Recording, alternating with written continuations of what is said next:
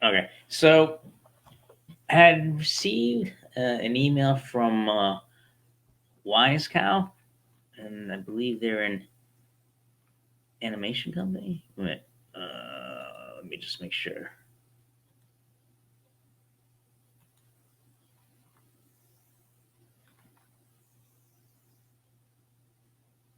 And they create animated videos, interactive videos. Oh, okay, so they're kind of like a video production company, and they're based across the pond. And they actually did a marketing study. I believe they had asked 160 marketing professionals, mostly based in the U.S., on how the COVID-19 is affecting the working circumstances for marketers. So I thought the data was interesting, so I thought I'd share that with folks. And I know that the social media post we just put out, it was. We'll also provide the link, but let me just pull that up for you.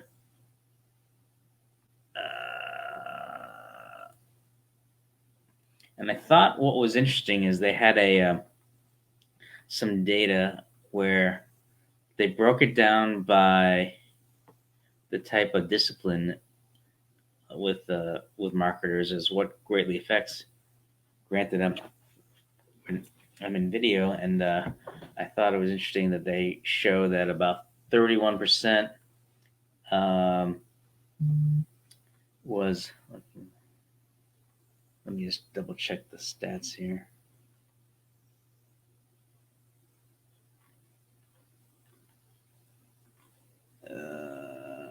Okay, so they said 69% of the marketers say that coronavirus had affected their work in some ways. 9 out of 10 marketers are still working either remotely or in the office as usual. Over half the marketers say they're working remotely right now. Uh, Underpinning the rise of remote work as a business trend. 1 in 10 marketers say they stopped working altogether. Interesting that 1 in 3 they said business as usual. And what's the impact on marketing spend? Okay, so money looks similar.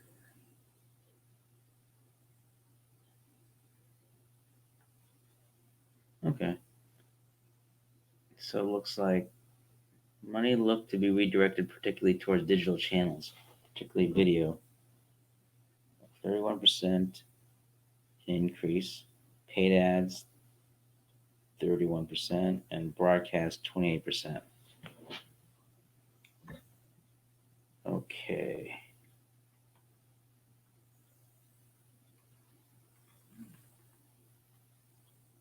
So so it's the so overall the data is pretty interesting as how COVID-19 is affecting the workplace for marketers.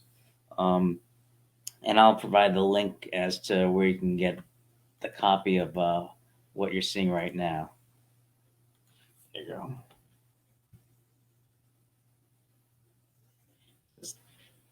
You see that in the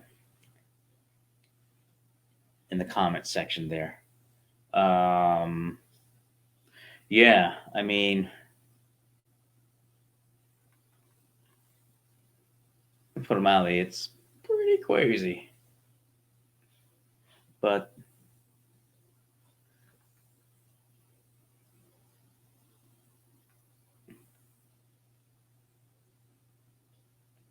yeah, you could see um,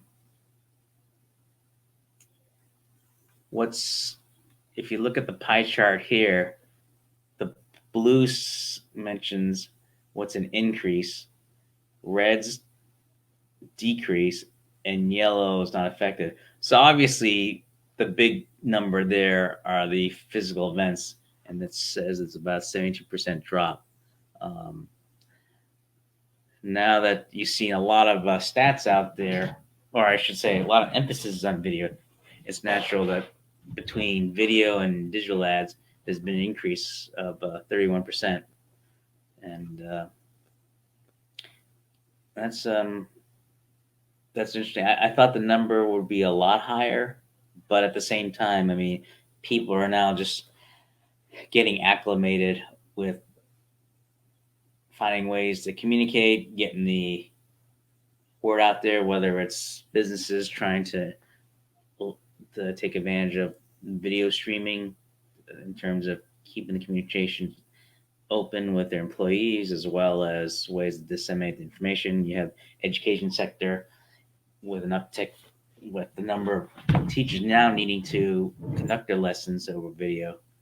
Um, I would imagine that with businesses looking to get the word out, the business they would lean heavy more towards video as well as digital ads. But I think because people are getting acclimated to coming up with a new routine given the change of circumstances, I could see that the number hasn't jumped dramatically, but I anticipate that it would. So I think instead of seeing a lot of text coming up, I think you're going to see a lot of videos, which may explain where like the last I have to remember today's Wednesday. So yesterday, where they talked about YouTube decreasing the amount of video quality, meaning they're trying to lessen the amount of the use on the broadband to account for the heavy internet traffic, so that I could see that where YouTube, Hulu, and other entertainment platforms are going down, the amount of video use from other disciplines, education, and small businesses and such that would go up. So yeah, I mean, I still see that the video the use of video is still going to be taxing. So I wouldn't be surprised in the coming weeks that although there'll be a heavy use of videos within the internet, I can imagine that there may be some sort of an effort of moderating folks' use, but I think that's going to be difficult. If anything, I think it's just a matter that they'll probably preach patience if they notice it down um, the quality in the video that you see online have gone down to offset the the heavy use on the internet. So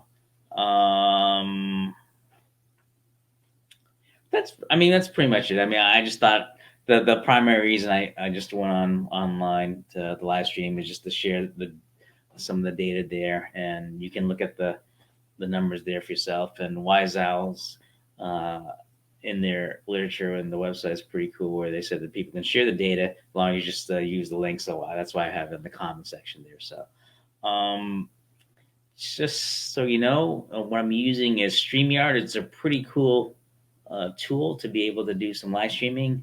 And you get to see there's some just basic graphics, like you get the ticker symbol there, and oh wait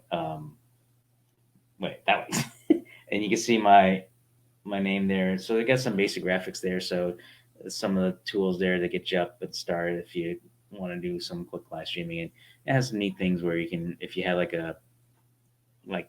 the data here, if I want to show that, you can see pretty neat. And then if I just want to show that and see me there, and so you can see there's some neat tools. They do have a free account, so you can check it out. Um, yeah, so I mean that's about it. So I just thought I'd just share that information with you, and yeah, I think I think the data they have there is pretty interesting. So you should check it out. That's about it. And again, if you have any questions on information or just in general, just in terms of just looking out as the different live streaming tools that you can take advantage of, whether if you're a teacher trying to get the most of the tools that you have there, small businesses. So just let me know. I'd be glad to share what information I have, and if I find any more information that's more helpful, I'll try to get out there as soon as I can. So hope everyone's doing well, and take it easy.